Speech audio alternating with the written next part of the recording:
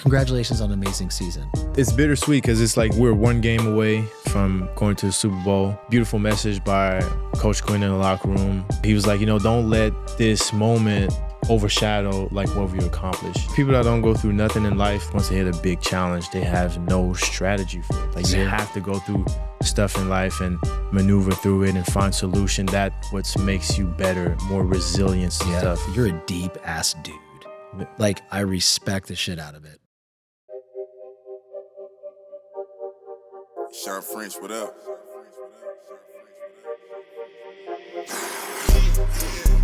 This one luck, I let the pain inspire me. I put my all in everything I'm doing. Up until it's done, I'm me for the entirety. I put it in overtime, I be working. Just know I'ma go for mine, cause I earned it. They watching, I know it's time. I confirmed it. A whole society determined success. What's up, everybody? Welcome back to another episode of the Determined Society. I'm your host, Shawn French. Before I introduce today's amazing guest, and it's going to be a great one, you're going to love him. Please, if you haven't already subscribed to the YouTube, Spotify, and Apple Podcasts, please click that follow button and let us know what you think. Also, follow at the Shawn French on Instagram, SHAWN, and at the Determined Society. So today, ladies and gentlemen, I have with me someone that was literally 4 quarters away from playing in the Super Bowl this year. He is the starting defensive back for the Washington Commanders, my man, Benjamin St. Juste. What's up, dude? What up, what up? Appreciate you. Thank you for having me, man. I'm grateful you're here. It's so funny. You never know who's moving in five doors down from you, right? 5 doors down. Yeah. And I found out later. Like, honestly, like when I said hi to you before, like I was just saying hi because, like, you're new in the neighborhood. I'm like, hey, what's up, man? And, I'm trying to talk to you because I talk to everybody. You'll see that. I'm walking around my dogs. I'm the guy that talks to everybody. And they're like, someone says, hey, did you know that he plays for the Commanders? I'm like, no way. Yeah. That's pretty cool, man. Yeah, well, I got a nice warm welcome from a few people. My neighbor in front of me is a Giants fan, so he Rudy. He let me know off rip. He's like, well, thank you. Like, we welcome you in the neighborhood, but I'm a Giants fan, so I was like, all right, I get it. But dude, Rudy's great. Have you ever gotten to like a real like long conversation with Rudy? Not yet. My wife been a few times. She's way more talkative than me. I mean, in general, she's just way more in the neighborhood than me because I'm busy and all that stuff. But I'm starting to learn a little bit more about everyone's story, where they're from, and all that stuff. Yeah. So I'm looking forward to talking with Rudy. Yeah. No, dude, Rudy's great, man. He's hysterical. But dude, the neighborhood, it's funny because your wife does a good job. She does a good job around the neighborhood, stopping and talking, and walking the new congratulations, baby girl. On the baby, yeah. It's been great. It's better. It was she was born right before training camp, which was like really hard. It was a gift and a curse because I got a little bit of time 2 weeks before training camp started. Yeah. But then once training camp started and the season started, like I'm gone. Like I wake up early in the morning, she wakes up, I see her 15 minutes, I'm going to the facility. I come back home around 6, bedtime 6:30. So I got maybe 45 minutes with her. So I didn't really have the time to be a real dad throughout the season, but it was really cool to have her on the sideline for games. And I feel like it was her lucky charm every time she came to games. We won. But now in the offseason, I get to be a real dad and take off a little bit of responsibility so my wife can still be herself, not just a mother. So Julia, right? Yeah, Julia. Julia, okay, yeah. I mean, dude, I hear you, man. It's hard because when, it's like our kids don't choose their parents, right? They don't choose who we are and what we do. And it's hard. Like, how did you manage that during the season? Because I would have to imagine like it was hard for you emotionally to like, okay, like my daughter is brand new and I'm here, I'm trying to get to somewhere, that we haven't been in the last 31 years, but also you got your little heartbeat that's beating outside your body, chilling at home. Yeah, you nailed it. It was tough. And it was tough every day just because like sometimes I would go by a few days and I'm like, I didn't really do much with her. I missed out on, some anniversaries like first month, second month, third month, or like her trying some new things, her trying some food and all that stuff.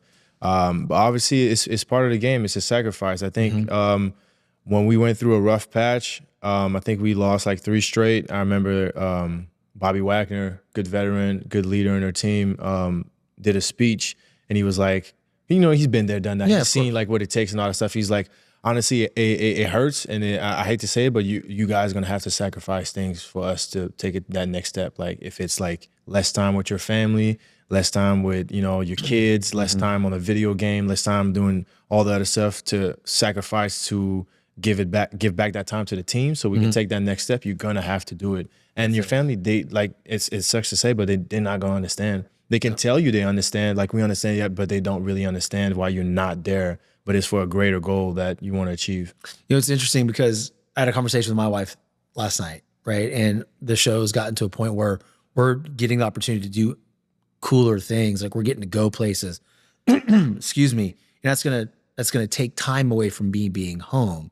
And the direct response was, is it gonna be like this every month? Because, our son has baseball, the girls have gymnastics. And I'm like, and I'm thinking in my mind, like, oh my God, really? Like, is this really where we're going with this right now? Like we spent 4 years building this platform. Now it's exploding. We have to capitalize on that or it was for nothing. But at the same time, I get it, man. I understand it. And our wives see us completely different. Yeah. Your wife doesn't see you as a football player, dude. No, she just sees me as her husband. And even though she was an athlete too, ran track and field, understand the schedule, the sacrifice and everything. At the same time, she's past that. That's in the past. She's a mother now. She's a wife, and quality time with family and all that stuff. That's what she cherished. And I guess the balance for me is that every time that I'm there, I'm going to be 100% present. That's what I try to work on. No phone, going on walks, no phone, no call, don't call me, don't text me. I'm not going to pick this up. Like my 100% attention is going to be with my family when I'm there, because I know that later on, like you said, there's going to have to be some sacrifice and I'm not going to be there. I love it. So because everybody this is like the theme, right? Everybody talks about balance as an entrepreneur, and you're also an entrepreneur too. We'll get to that. But they talk about balance, right? You can't balance everything in your life. It's literally impossible. And I always say it's about when you have that time is being fully present and you hit that. Like how are some of and I'm going to learn from you right now because I have a hard time shutting off. Yeah. Like my dude, it is hard. How have you been able to be like, okay, I'm going to leave my phone over here when it's time to be with the baby and the wife, and I'm going to go on a walk and not bring my phone. How do you deal with that? I think most of this stuff, and people always trying to find like a secret sauce, a secret like, oh, what's the technique or whatever. They all come back to discipline, honestly.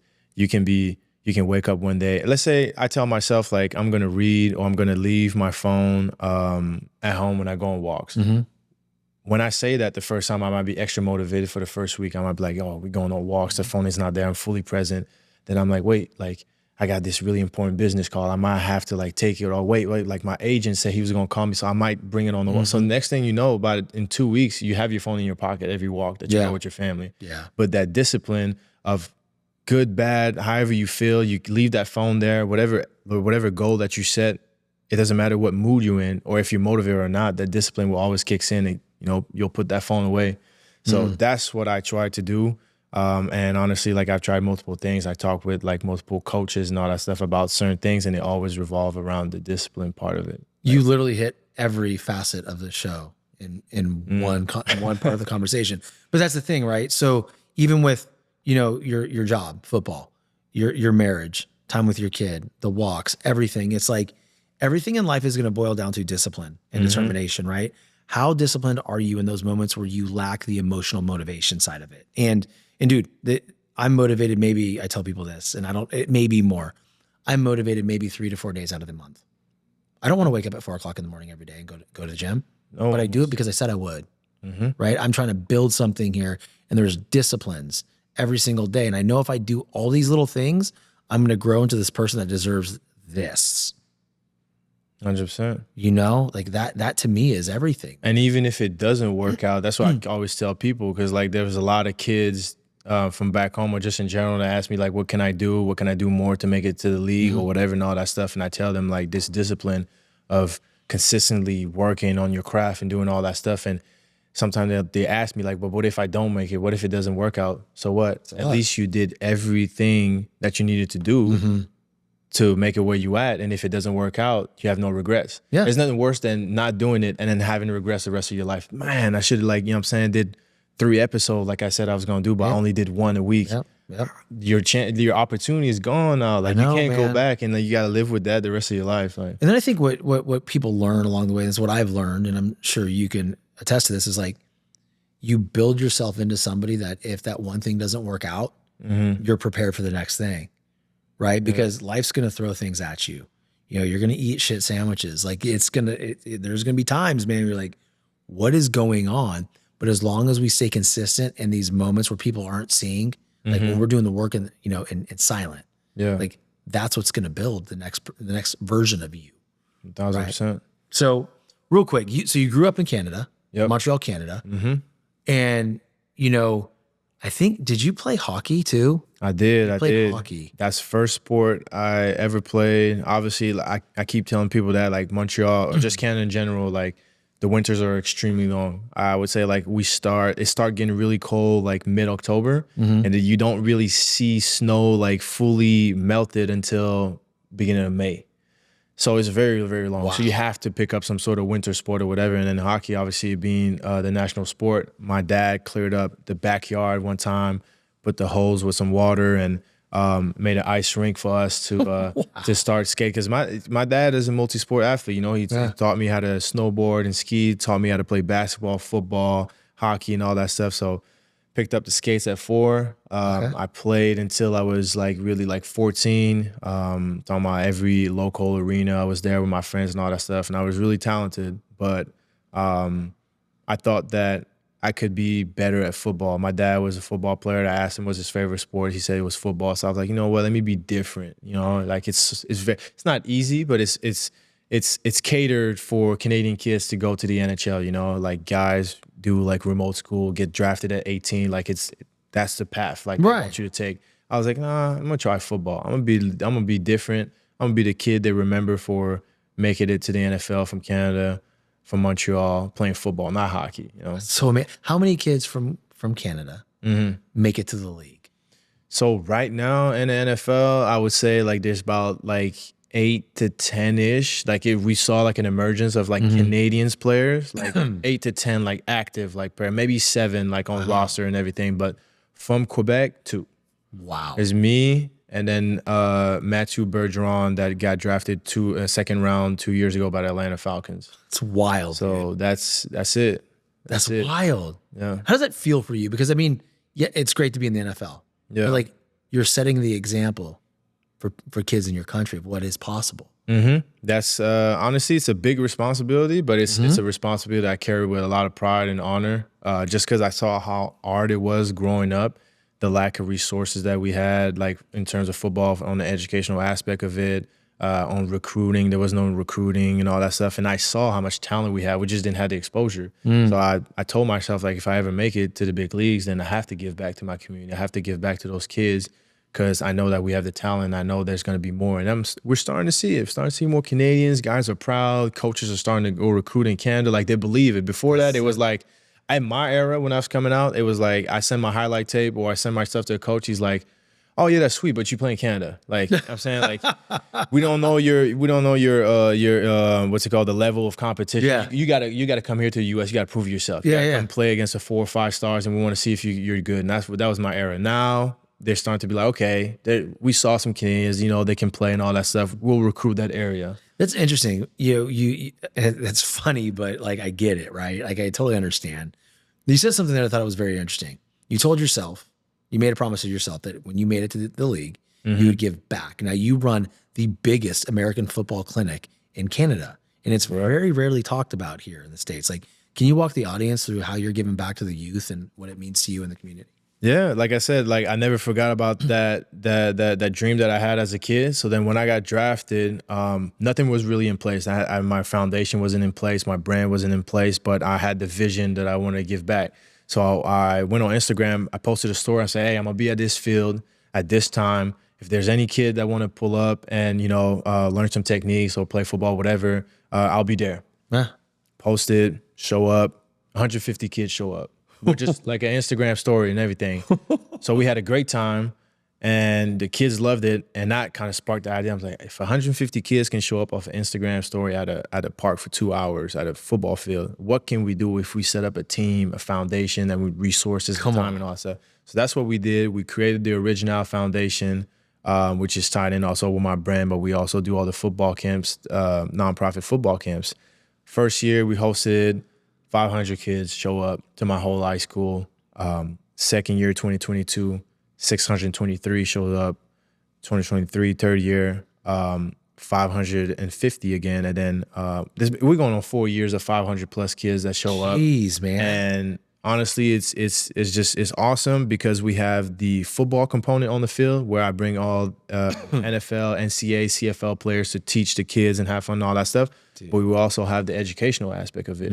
Like I said earlier, growing up, we lack resources on education. Kids don't understand if they should take the ACT or the SAT. Like in Canada, it's very different. Like the system is very different. They don't understand if they need to take the ACT and the SAT, what score they need to have, what classes they need to take, how to get recruited by colleges and all that stuff. So we bring a whole bunch of specialists and, people that can teach them that for the first portion of the camp. So the first couple hours is all workshops on mental health, on how to take care of your nutrition, how to market yourself once you make it, and what on the academic side of it, academic side of things, what you need to do to receive a scholarship.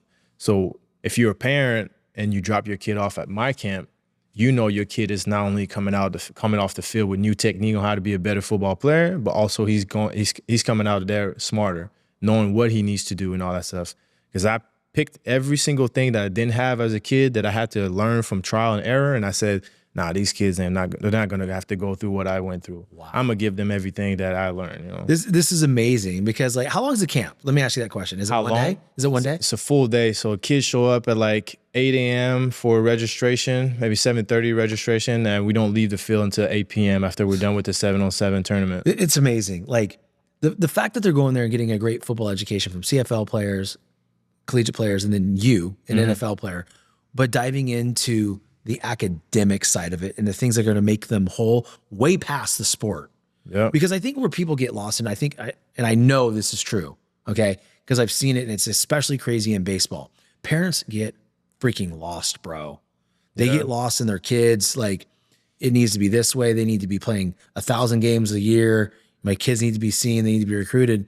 But they're not teaching the kids the other stuff, right? And in the fact that your foundation is focusing on the fundamentals of being an amazing human being, education, nutrition, all that kind of stuff. Like, dude, that's going to help them outside of the sport.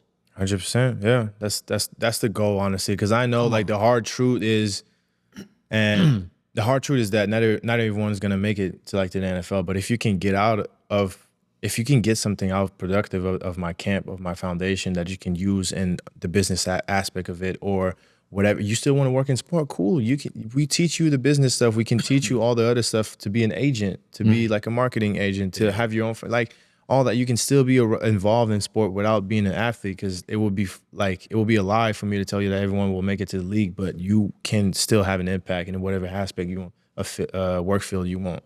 It's fascinating, dude. Yeah. It's fascinating. Like, because as a parent and then also as a coach baseball for many years, like when you do a camp, you want those parents to see their kids light up when they come out of that camp. Yeah. Right? Like happy and fulfilled and armed with knowledge. And a lot of times it's just focused on the technical aspects of the sport. Yeah. Which is it's only a fraction of who it's not even who they are, it's what they do. Right? Being a football player is not who you are. It's something that you do, right? Just like this is something I do. This is my profession. This is my job. Yeah. It's not who I am. Nah. It's part of what makes me who I am. I think a lot of people get lost in that. Come on, man. Yeah. I have. Have you ever had moments where you got lost in that? I try not to, because it got harped on so much. Yeah. I really force myself, but I feel like I might go through that towards the end of my career. Like, I'm still in the middle of it, but towards the end of it, when it's slowly going to be done and I'm slowly going to realize like, this might be over with. Like, maybe I can't run as fast as I can. Like, my body is crumbling down and all that stuff. Like, I might have to find something else. And that's where NFL players, professional athletes, they're like, damn, I'm scared of shaking someone's hand and saying like, hey, I'm such and such from this team. No, you're not such and such from this team no more. You're just Benjamin. That identity shift, right? Yeah. People call that, I used to call it the identity crisis. I did a TED Talk on it. Right, about my shift from being a collegiate baseball player at LSU, which is pretty much a professional baseball player, right? Yeah, no. You get a lot of exposure there. And then, the last out's recorded, you're in, 2003, you're in the College World Series in Omaha, Nebraska. You're like, wait a second. What now?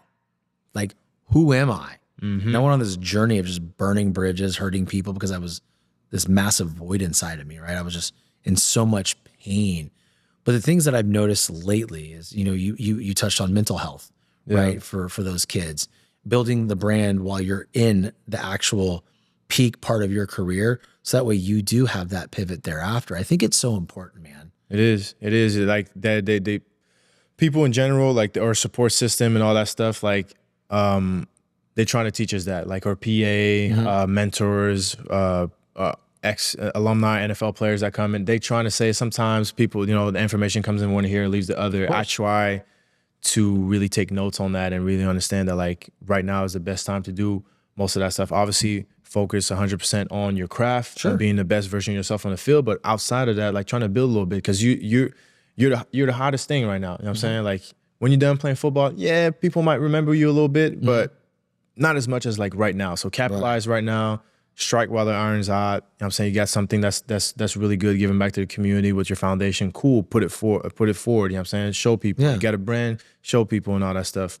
But yeah, no, I don't blame each other. Like I said, with your example with the after leaving LSU, like that's all we did all our lives. That's all we know, football and all that stuff. And we can say all we want, like, oh, I'll transition to this and all that stuff, but there will be an identity shift when we're done. It's hard, man. Because we're behind just in life. Like that's it. Behind, like, dude, the workforce and, working a regular job or being in a work environment where the people, it's so different. And vice versa. People don't understand the locker room. They don't. No. They don't. The locker room's the best, right? The locker room's the best. You learn a lot about life. Right, in those trenches of football or your sport, baseball, whatever the sport is. But dude, to your point, it's like you when you're done, right? When I was done, it was like when I sent my resume, 2003 College World Series, SEC champion. You don't have experience. It's like, yeah, you don't. Like, bro, like what did you want me to do? I couldn't work because it was illegal. No. I got suspended for working a baseball camp for my head baseball coach. Dude, I got suspended because I made $50. It's crazy. It's crazy, Ben. Yeah. You have no experience. Yeah. Like, wait a second. I just did all this.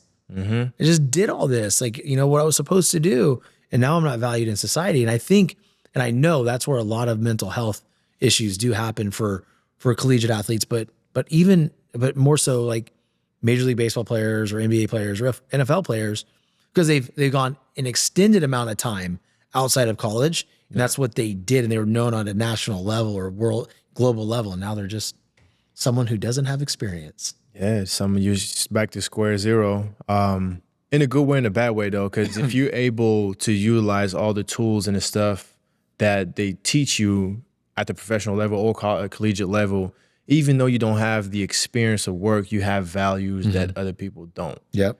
Like the discipline that we have as athletes, way different than the discipline of someone like outside of like the professional athlete world. You know what I'm saying? Yep. The discipline of I wake up at 5 a.m., I got 6 a.m. lift. I need to eat well. People don't understand that you need to take care of yourself, like, and eat well, your nutrition, take care of yourself, recovery, all that stuff. All those small things are things that, build Fortune 500 businesses, and they looking for that. So that's why, like, if you're able to shift from your athletic world to the workforce and they know that you have those qualities and those values, people are looking for that. They're looking for people that can lead. Most people don't know how to lead, Athletes can lead. So all those things, if you can utilize that and use that in your advantage, like you can make your transition can be very smooth. Absolutely. Well, athletes understand that leading is more of a collaboration than telling. Yeah. And I think a lot of people that didn't play high level sports think leading is managing. Yeah, it's like one person telling everyone what to do. No, it's like you said, it's a collab effort. What do you think of this? Okay, cool. What do you think of this? Okay, cool. And then you come together and then you're like, okay, I think based on your perspective, what you just said, we should do this play, we should do this, whatever. I'll tell the coaches. It's a whole thing, but he's managing, he's putting the pieces together and all that stuff. It's not just him saying, hey, we're going to run the ball on third down, and then we're going to go on. Now, I asked the OC, that's what he think. I asked the DC, I asked some the quarterback and the running back. They think this play, he's putting the pieces together, and that's what you call a leader, in my opinion. 1,000%. Because it's like, you may consult with everybody, but at the end of the day, you might do what you're going to do, but at least everybody feels heard, right? Yeah. Everybody feels heard, and everybody collaborated in that final decision. It is what it is, right? The big thing, man, is why I think athletes are so successful beyond sport is because we run the play. Just like you said, 5 a.m. wake up, 6 a.m. lift, fuel my body, do my recovery. It's like, I look at my schedule every day. I go, okay, so I know I'm up at 4. Yeah. I take my, whatever I have my coffee. I'm in the gym by 4:30. From 4:30 a.m. to 4:50 a.m., I'm walking on an incline. From 4:50 to 5:45, I am lifting. When I get home, 6:15 shake. I have everything boiled down, and my wife doesn't know this because she thinks I'm unorganized. I am pretty disorganized with some things. I'm telling you right now, like I'm a mess in a lot of areas, but I'll know from the time I wake up in the morning, every single timestamp of what I'm doing. And then I know at 6:40-ish, I'm upstairs to help kids get ready for school. I've already made their breakfast, did their lunches after I took care of me. But now, dude, I've got all this done. And I'm going to help them get out the door, and then my day starts. Yeah, that's everything. Honestly, that's the biggest thing. Like goes back to what we said in the beginning, the discipline of it. Like, if people can do it for a short period of time, but like athletes, I believe athletes like master that throughout, college to the pro levels and all that stuff, because it's a game of inches. I mean, it's cliche, but it's a game of inches, a game of details, and all those things they matter. And Well, as an athlete, we're taught to suck it up, right? And athletes go through a massive amount of adversity. And I think now is a good kind of segue into, okay, Canada to Michigan, played for Harbaugh, played your freshman year, a lot of snaps, right? Yeah. And then there was some adversity there, right? Walk everybody through your freshman year, then like a little bit of a, adversity, and then transferring to Minnesota, then ultimately 3rd round pick, man.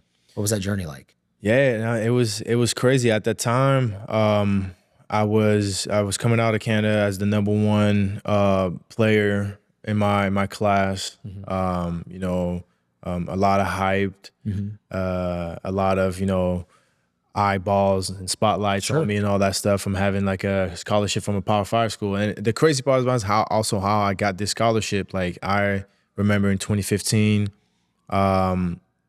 I kept watching these highlights of like college players, like, the Tyrann Mathieu, the Patrick Peterson, all those guys and all that Peterson stuff. was a beast. LSU legends, you know what I'm saying? Man.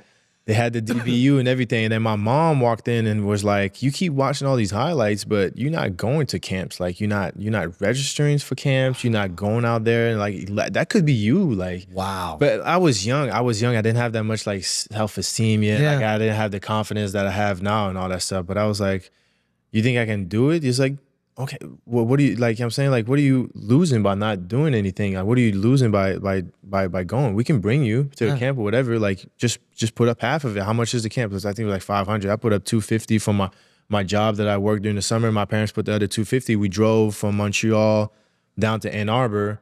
That was about like 10 hours. My parents were like, cool, we'll go visit and, check out the state of Michigan. You go to this camp. Like, they had no intentions, or they had no expectation, as we can say. Like, I had no expectation too. I was just like, let me test my talents against these American players. Yeah. I went.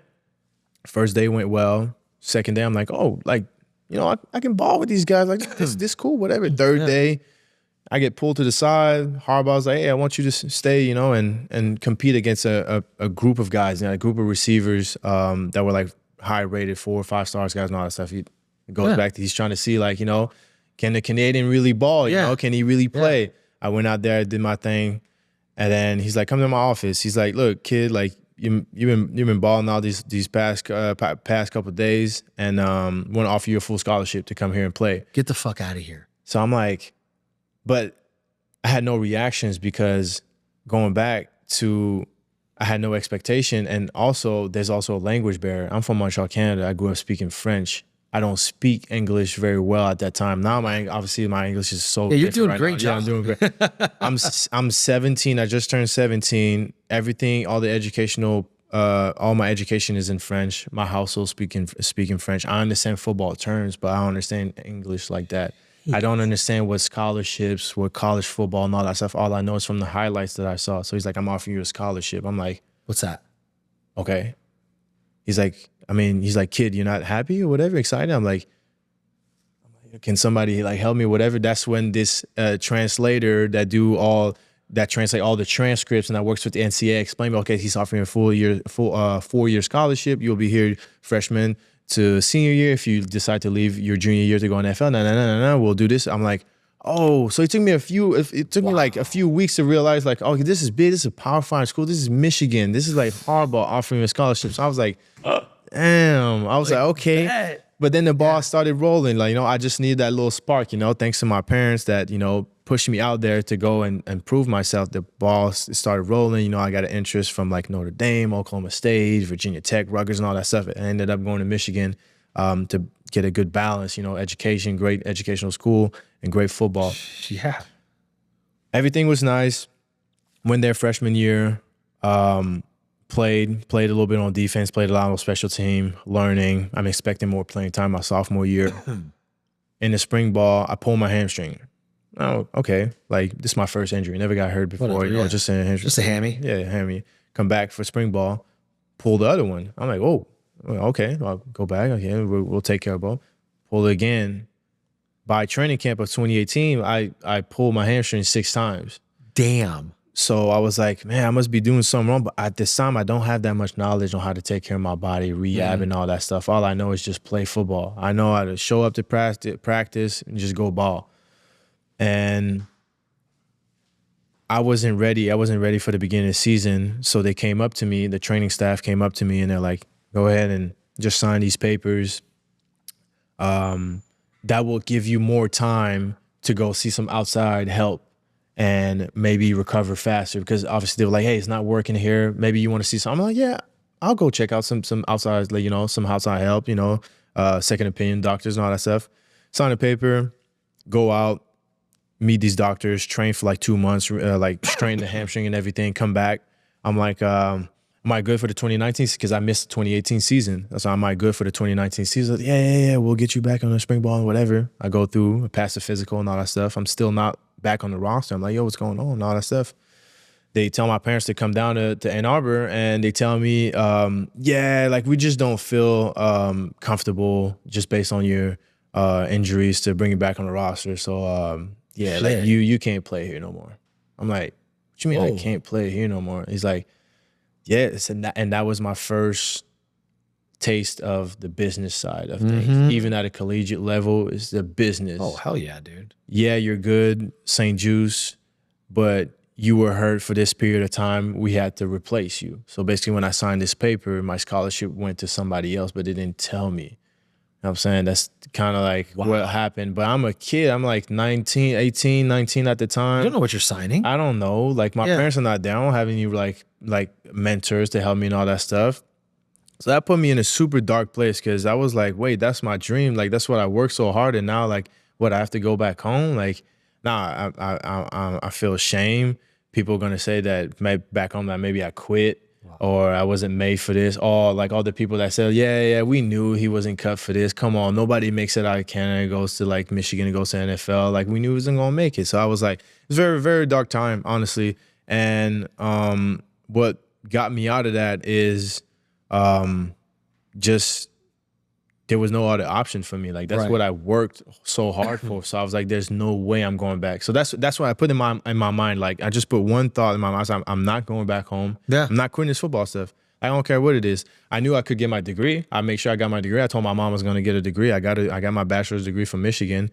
And I talked with a few people, some resource, and they told me, like, not because Michigan disqualify you medically that other teams can't pick you up. So I'm like, oh, other teams can pick me up? Cool. And that was before the transfer portal thing and all that stuff. So I made sure I graduated, and I graduated as a grad transfer, and that's when Minnesota took a chance on me. Damn. And they were like, yeah, we'll clear you. They cleared me, and went out there and played. And that was 2019. That was my best football season with them. But that period of time I didn't. It was very, very dark. I was down bad mentally, physically. But I just told myself, like, I'm not quitting. The thing that I love about the story is not that you ended up getting to Minnesota, having a good year in 2019, and got drafted as a 3rd rounder. Mm-hmm. My favorite part of the story is how you dealt with that heartbreak. Yeah. Like, how you dealt with the bullshit. Like, it was bad. You could have given up, dude. Yeah, no, it was bad. It was like, I could use the cafeteria, and I use the cafeteria like before all the guys use it, because they wanted me to exclude myself. I could work out in the morning, but not like while the other guys. And those were my friends. Like I went to war with them. I went on games and all that stuff. Like we won, lost games and all that stuff. And they were like, nah, like since you're not on the roster, you can't do this. And then after a short period of time, I lost access to like the facility to use it. When I went to games on Saturdays at the Big House, like I had to watch it from the stands. I couldn't be on the sideline. Like all small things that can play, that can play like in your head, like as a young kid. But going back, I just told myself like nobody's gonna know me as a quitter. I'm not quitting on anything. I'm not going back home. I'm not quitting. I'm keep doing this football thing. Something is gonna pop up. An opportunity is gonna pop up. Dude, I want the audience to really key in on that, because at that time you're what, 17 years old, 18 years old? Yeah, 17. Got the offer. 18. Enrolled at Michigan, and then 19 that happened. 19 that happened at 19 years old, right?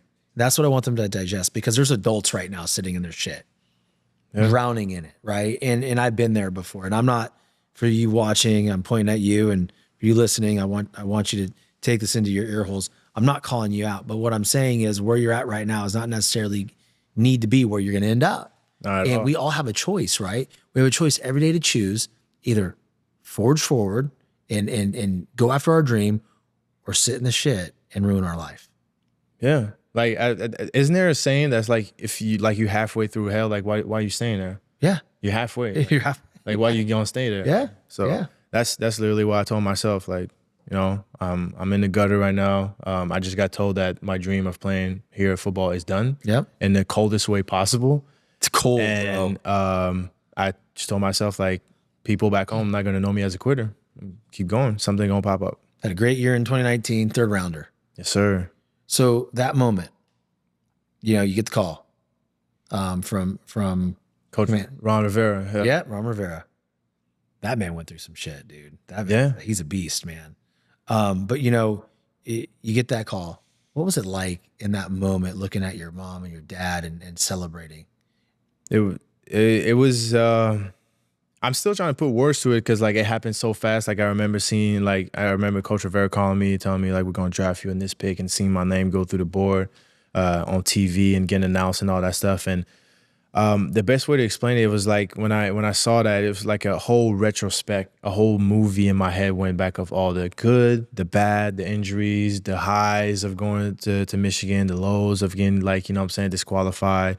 The highs of at Minnesota of having a great season, the lows of the 2020 COVID season, my draft stock tanking, and then the highs of finally being drafted like top 100. Like that's what the whole thing went through. Like everything from the kid that started playing hockey that had no idea they would make it to the NFL, that probably wrote on this little card that's cool, like what I want to do in life. Oh, play in the NFL, and they were like, yeah, funny, yeah, okay, yeah. Here we are. Yeah, Here we so are, dude. that's that was the whole. Everything that was going through my head. Dude, that's an amazing moment, right? It was. Because I've had that moment on the opposite end.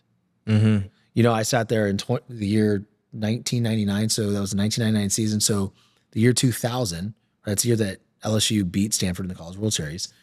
And I had, you know, professional organizations, you know, tagging me as their number one catching prospect. So that's a catcher. Mm-hmm. And my coach is telling me like, hey, you can go anywhere you want college-wise. I'm like, well, what are the offers? You know, and then it was like, well, you're probably going to go day one in the draft. I fell off the board completely.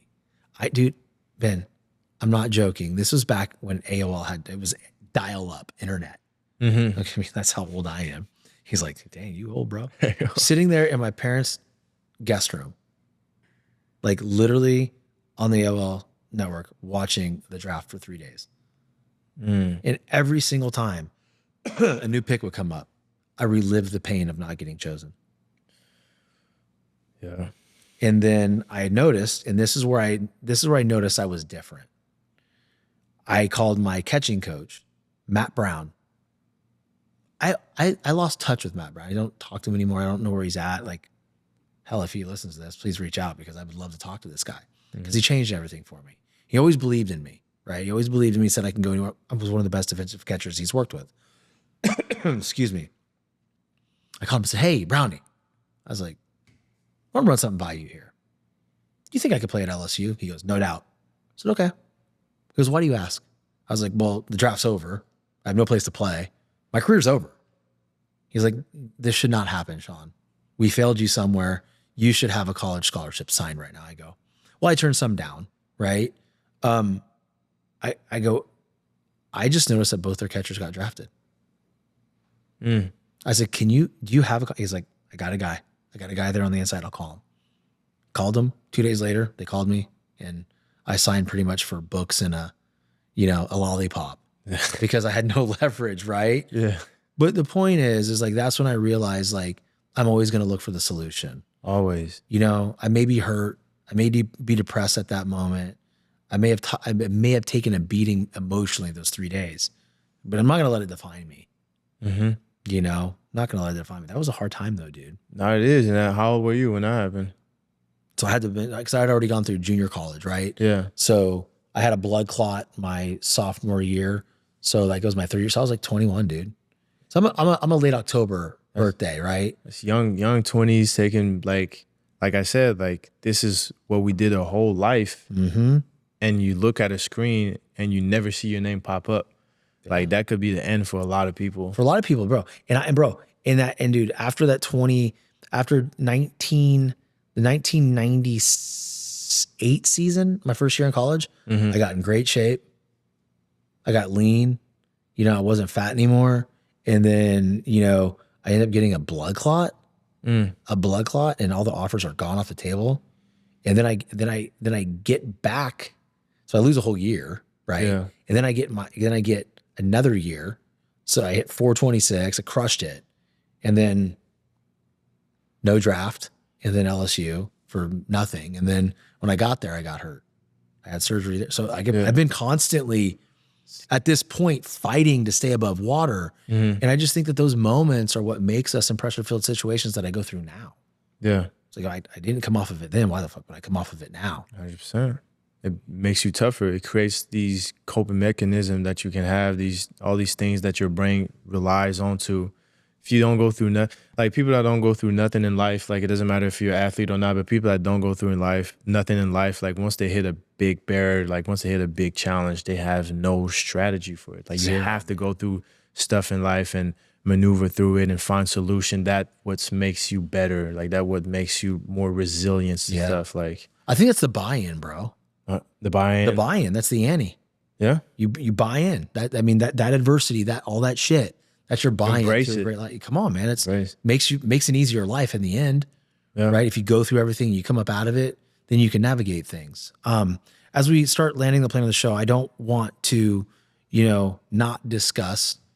Congratulations on an amazing season. Amazing. I mean, I know it didn't end the way you wanted it to. So yeah, I'm about to say it's bittersweet because it's like we're one game away, 4 quarters, as you said, from going to the Super Bowl. But beautiful message by Coach Quinn in the locker room. It was very emotional from us losing. Obviously, people were sad, but he was like, don't let this moment, this game, this loss, like overshadow like what we accomplished in this season. Like 31 years, this franchise never been like that was the last time that it had been in an NFC Championship. 14 wins from last year, 4 wins. A generational talent at quarterback that's going to take care of this franchise city for the years to come. Moment of the year, Hail Mary against the Chicago Bears. That was wild, bro. You know what I'm saying? Yeah, like that was wild. Those moments are engraved and like we're stamped in history. So it was like, don't let what just happened overshadow everything that we've done. And dude, it's just the beginning for your organization. That's what I'm saying. This is part of it. Yeah. You had to fall short a little bit, right? The next year. Now you know the standard. Now you know what it takes. Now you know what you might need to sacrifice a little bit more. Yeah. And for me personally, like I didn't get the chance to play in a playoff my first 3 years. My 4th year, I get so close to the Super Bowl. So now I know what I'm chasing. Now I know what it takes. I know what I need to fix. I know what I need to do better. Because collectively we had a great year. But for me, like if I get to like expand on it, like please. I'm in a process of like I was up 3 years starter, playing well and all that stuff, had some high lows. But like this year there was a lot of expectation from me. I was supposed to be the best corner, best version of myself. I was supposed to sign, like, you know what I'm saying, be on pace to sign like this huge contract and all that stuff. And that can still happen, but based on some inconsistent playing that I had, some stuff that I fall short, I'm in a position where now, like, I had to do a lot of introspect and like reflect on what I can do better. You know what I'm saying? That's like, amazing. Was I ready for this next step? Yeah. Maybe, maybe not. But this is something that I've been working on, that, like, this whole off season, not just physically, but also mentally. Like, you know, what prevented me from having the season that I said that I wanted to have? Because not taking away from anything from the team, we had a great season. But personally, myself, my coaches, people around me were expecting a little bit more, and I fell short sometime off that, and I want to fix that. And that's I think the mindset that, you know, all great competitors have. You know, That's commendable, dude. so But that's what makes you you, right? yeah. Like, you're allowed to do that. I think that's something that every athlete, every entrepreneur, every mom, every dad, doesn't matter, go through. What could you have done better?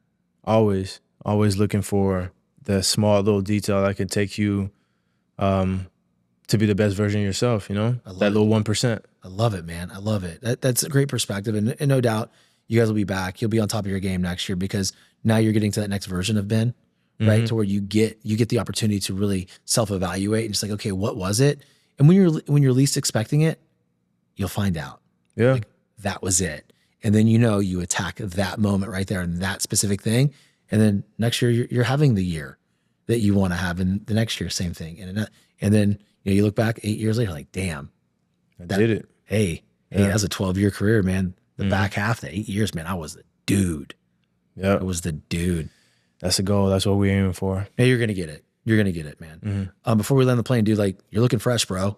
Talk to me about that, bro. The Reginald. That's your clothing brand, right? Yeah, that is the brand right there. Well, I know where you live, so I know where to come and snag some gear, bro. So I got some. yeah, I'd love that, man. Talk to me about the background of the brand and everything like that. Yeah, so this started at the same time as the foundation in 2021. Got drafted. Outside of football, I love fashion. I love style, streetwear, and all that stuff. Always been a big guy into that. And I was like, you know, might as well invest in something that I created, you know, my own brand and all that stuff. So I partnered with my guy, Remy.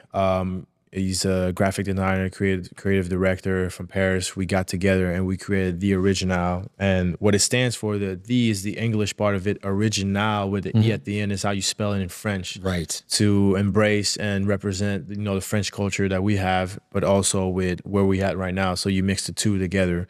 And our slogan is "You design yourself." So Love it. don't die a copy. Don't try to copy somebody else. Don't try to be somebody that you're not. You design yourself, so be yourself. You know what I'm saying? So we make clothes that everyone can wear. You know, it doesn't matter who you are. This is gonna be comfortable. It's made by athletes, but it's for everyone.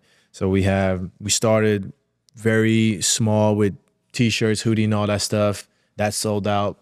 We transitioned to some tracksuit. That sold out. And now we have, sweatpants, socks, bandanas, beanies, backpacks. Like we got a new collection coming out soon, and yeah, that's what I do. Like on the side, trying to build this small brand. I'm very hands-on with everything. Like every package that every customer gets, you know, I carefully packaged it, put the sticker and message and everything in it. Like I do it myself. At some point, we'll have a bigger team that's going to help and everything. Yes. At some point, you're not going to be able to do that. Yeah. But yeah, no, I enjoy it just as much as I love football, and that's my passion. Like style and clothes, that's my passion too. Well, dude, I'm telling you, man, I can go on the gram and look at you and the wife. Always fit. Nah, I appreciate that. Always look good. I'm like, damn, look at these guys. I appreciate look at these guys. No, great. I actually have a shirt for you. It's not here. I'll have to. I'll hit you up and I'll bring it to your house. We now have merch too, and.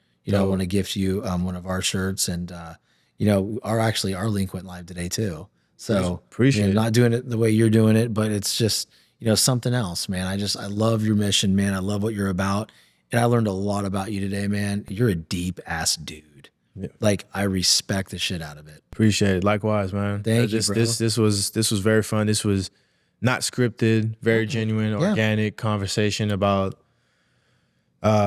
staying determined, staying disciplined, going through stuff and coming out the other end stronger. And hopefully by, a couple months or even next year, then, we get to have this conversation. I got a nice Super Bowl ring. Oh, we're gonna do it again. We're gonna do it again after you win the Super Bowl win. That's what we're looking for. We're gonna do it, man. Like the cool thing about it for me is just the opportunity to get to know someone else a little bit deeper, right? Because we live 5 doors down from each other, man. It's always in passing. Now our conversations and our friendships could be much different, right? Able to learn more about each other, and that's my favorite part about this platform is that when I have somebody on, we're able to go deep, and sometimes I mesh well with guests, sometimes we don't, right? It is what it is, but like bro, like I value this and thank you for your time, and dude, like you literally scream determination and grit, and that's what I want the audience to get out of today. Appreciate that, man. I appreciate you. So guys, thank you so much. Go ahead and follow Ben. We're going to drop all his links here, even to his website for his clothing brand. If you feel compelled, go check it out. Buy something nice for yourself or your family. And until next time, guys, stay determined. Shawn French, what up?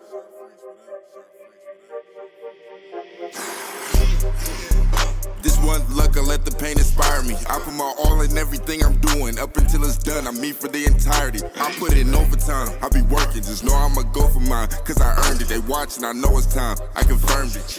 A whole society determined to serve.